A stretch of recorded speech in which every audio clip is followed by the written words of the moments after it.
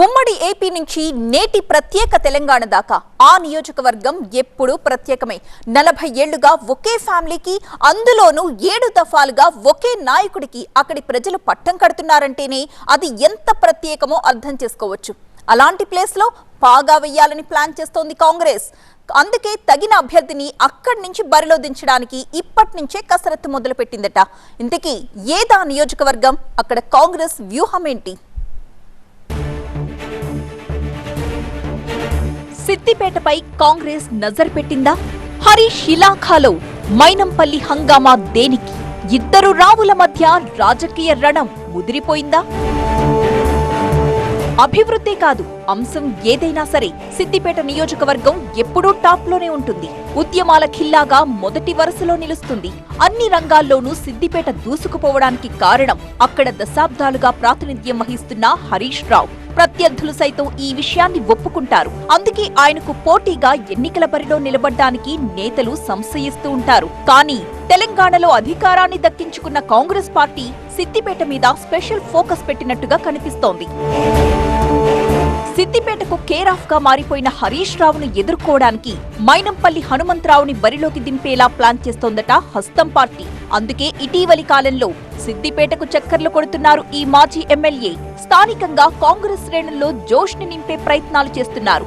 ఈ ప్రయత్నాలే కొన్ని రోజులుగా సిద్దిపేటలో ఉద్రిక్త పరిస్థితులకు కారణమవుతున్నాయి. రుణమాఫీ పూర్తి చేశాం, హరీష్ రావు రాజీనామా చేసి తీరాలంటూ పట్టణంలో కాంగ్రెస్ పార్టీ ఏర్పాటు చేసిన ఫ్లెక్సీలు పొలిటికల్ అగ్గి పుట్టడానికి కారణమయ్యాయి.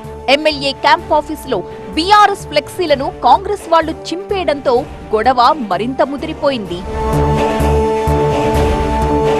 ఇక రాజీవ్ గాంధీ జయంతి సందర్భంగా మైనంపల్లి హనుమంతరావు సిద్దిపేటకు రావడం, అదే రోజు రుణమాఫీ సమస్యలపై బీఆర్ఎస్ శ్రేణులు ఎమ్మెల్యే క్యాంప్ ఆఫీసులో మీటింగ్ ఏర్పాటు చేసుకోవడం సిద్దిపేటలో పొలిటికల్ సీన్ ని ఒక్కసారిగా మార్చేశాయి. అంతేకాదు, హరీష్ రావును ఉద్దేశించి మైనంపల్లి హనుమంతరావు చేసిన కమెంట్స్ ఇప్పుడు కాకరేపుతున్నాయి. హరీష్ రావు రాజీనామా చేస్తే ఉప ఎన్నికలొస్తాయని, అప్పుడు తాను ఇక్కడి నుంచే పోటీ చేసి గెలుస్తానని ధీమా వ్యక్తం చేశారు మైనంపల్లి. అయితే హరీష్ మళ్లీ గెలిస్తే తాను రాజకీయ సన్యాసం తీసుకుంటానని కూడా సవాల్ విసిరారు. హరీష్ రావుకు ఒకటే విజ్ఞప్తి చేస్తా ఉన్నా, మైనంపల్లి పీడ పోవాలంటే నువ్వు రాజీనామా చెయ్యి.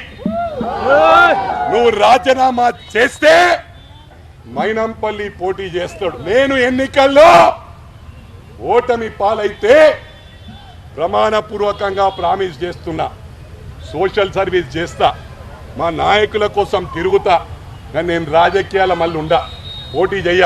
మరి నువ్వు సిద్ధంగా ఉన్నావా? మైనంపల్లికి అదే స్థాయిలో కౌంటర్ ఇచ్చింది గులాబీ దళం. మల్కాజ్గిరిలో డిపాజిట్ దక్కించుకోని హనుమంతరావు సిద్దిపేటలో హడావుడి చేసి రెచ్చగొట్టే ప్రయత్నం చేస్తున్నారని మండిపడ్డారు బీఆర్ఎస్ నేతలు. రౌడీయిజం చేస్తామంటే సిద్దిపేట ప్రజలు చూస్తూ ఊరుకోరంటూ హెచ్చరించారు.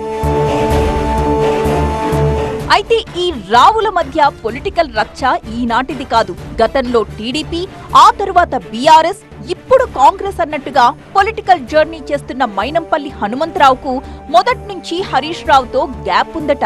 గతంలో కూడా సిద్దిపేటలో ఈ ఇద్దరి మధ్య ఫైట్ జరిగిందట.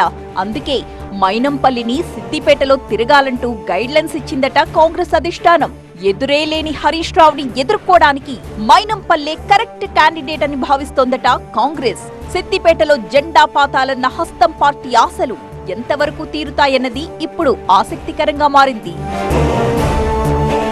అయితే సిద్దిపేటలో రచ్చరేపిన ఈ ఎంటైర్ ఎపిసోడ్ లో ఇప్పటిదాకా హరీష్ రావు ఎంటర్ కాకపోవడమే విశేషం. ఇష్యూని మొత్తం కార్యకర్తలు, అనుచరులే హ్యాండిల్ చేస్తున్నారట. రుణమాఫీపై ఇటీవల ఎమ్మెల్యే క్యాంప్ ఆఫీస్ లో జరిగిన సమావేశంలోనూ హరీష్ పాల్గొనకపోయినా ఆయనకు మద్దతుగా వేల సంఖ్యలో కార్యకర్తలొచ్చారు. దీన్ని బట్టే హరీష్ చరిష్మా ఏ పార్టీదో అర్థమవుతుందంటున్నారు బీఆర్ఎస్ నేతలు. 7 సార్లు గెలిచి ఎంతో అభివృద్ధి చేసిన హరీష్ ని సిద్దిపేట జనం అంత ఈజీగా వదులుకోబోరని చెబుతున్నారు. మరి హరీష్ కి చెక్ పెట్టడానికి కాంగ్రెస్ వేసిన ప్లాన్ వర్కౌట్ అవుతుందా? ఈ పొలిటికల్ గేమ్ లో మైనంపల్లి సక్సెస్ అవుతారా? చూడాలి ఏం జరుగుతుందో.